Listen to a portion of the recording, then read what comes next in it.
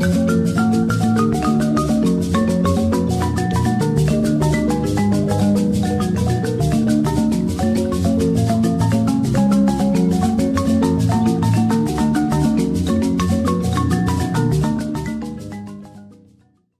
don't believe we have changed from our earlier position that if CAB3 is to be a constitutional amendment that is acceptable to the people of Zimbabwe, it needs to be subjected to a referendum or to a full consultation with the people.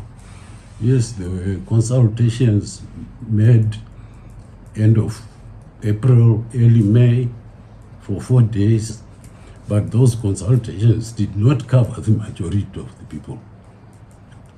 And it is our view that consultations must widely cover the views of the people. Our view is still the same, that we believe that the consultations that were done did not cover the majority of the people, and the people need to be consulted so that they buy in. If an amendment is going to take place, it has to be the people's buy-in. There are people that are taking their constituents MPs to court, and I'm sure those MPs are reflecting on how to respond to that. And with those responses from the MPs, we expect to see an approach that will take into account the constituent grievances as well. We remain cadres of ZANU-PF and very loyal cadres of ZANU-PF. And it is our view that we respect the leadership of ZANU-PF. We remain loyal to the party and the country. It is our view that if we have a different view with the leadership, we express it as we are doing now. We are merely expressing our views, and we stand by our views. We believe they are correct, and we believe the leadership or the MPs with whom the document is, the process is now placed, in whose hands the process is now being placed, will reflect on the interests of their constituents. We are cadres of the party. Therefore, we don't give ourselves options against the party, but we believe that the party belongs to the people, and the people have options that we don't have, and it will be up to the people to either accept or reject what will have been done. My message to the parliamentarians is simple, simply for them to consider also the concerns of their constituents in view of the fact that they have a contract with their constituents, and they must respect that contract that they have with their constituents. The executive is an arm of the state, and I believe the executive will respect the views of the other arms of the state when they are out. But now I cannot preempt what the views of the judiciary will be in view of that fact that these issues are still sub judice. I have not supported litigation, but I agree with those constituents that view this, that believe this amendment cannot be done without they are consulted, them being fully consulted. We may be differing in views, and those views are not a sign of disloyalty to the party. We remain extremely loyal to the party.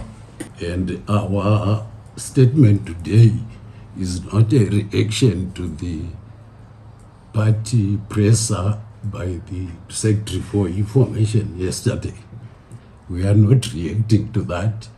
We are merely stating the position that we stated before, and we stand by.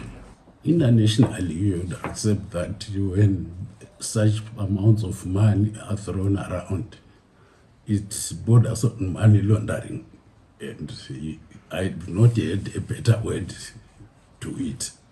But, it was the first time we've seen it, and we hope it doesn't become a norm. And it is also something that a lot of people have ever witnessed and don't know. So if so much cash is flown around at a particular event, it becomes something that shocks, especially in a country where people are really suffering. It shocks people. I believe there could have been other ways of presenting gifts to the newlyweds that could not have raised a lot of talk amongst people. I'm not a fundi in monetary policies, but I want to believe that in most countries, or worldwide basically, you will find that where such large sums of money exchange hands, it is normally through banking systems, and where one can either use his card or something. But where cash is counted in cash, it's scarce to see that amount of cash where there's no bank being flown around. During this process as well, we are talking of 25 million for wedding. There is 31 million which has been made available to the members of parliament for them to be able to rail through this CAB3. So I like what the general said. Why is that money not going through the banking system? Why giving parliamentarians that kind of money? Are they going to be paid 1,000 a day like what we all do when we go to the bank? Or this is just a way of buying CAB3? We are still waiting for MPs to receive the money if it is there, and we hope those responsible for the maintenance of the laws of the country will take appropriate action. And of course, we know the nation is watching, because this is not speculation. This is something that the nation now knows. And we hope the nation will be watching, and those responsible will act appropriately. Well, I think Tagwirei now has interest in Zimbabwean politics. We have seen the donations that he has made. Some of them are quite big donations. Donations to the provincial chairpersons of the party were quite huge, though they were not publicly spoken about. And where he donated vehicles and 100,000 to each party, for each party chairman to use in provinces.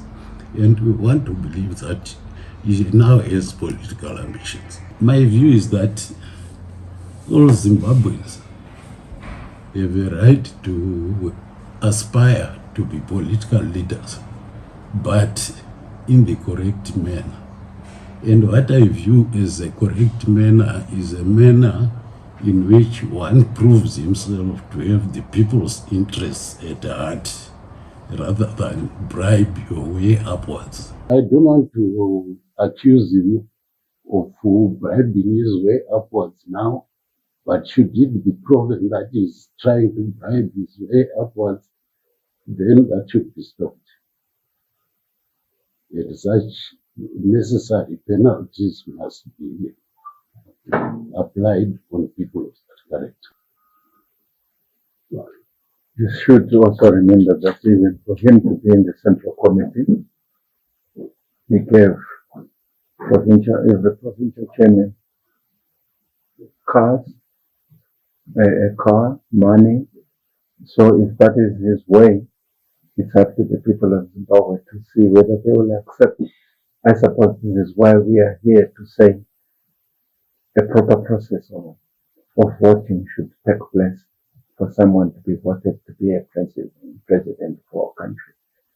And if somebody is already preparing to pay MPs 31 million for them to change the constitution, obviously they will vote for him to be the president the day they are given the opportunity. So this is the concern, not just of the retired generals, but it's the concern of the nation. I cannot conclude that he is the real person behind everything, but he has shown his support to it, and but I don't deny. He has shown his support to CAB3, and his name is being doubted for about support to CAB3. Just to add on that, when we engaged the president, we had a discussion with him on the 18th and the 19th of May. He specifically said he will agree with us, but there are more people out there who are supporting CAB3, and such people are those with the financial muscle to make sure that this can be read through. Because if you look at it, the majority of the ordinary citizens of our country, they would want the proper process to take place. But those with money, they want to pay their way to get CAB3 done. We remain loyal cadres of ZANU-PF, and we are loyal to Zimbabwe and the party. We fully respect the leadership of ZANU-PF, and we are not out to go on a fight against ZANU-PF for the leadership. We are merely stating our views as cadres of the party.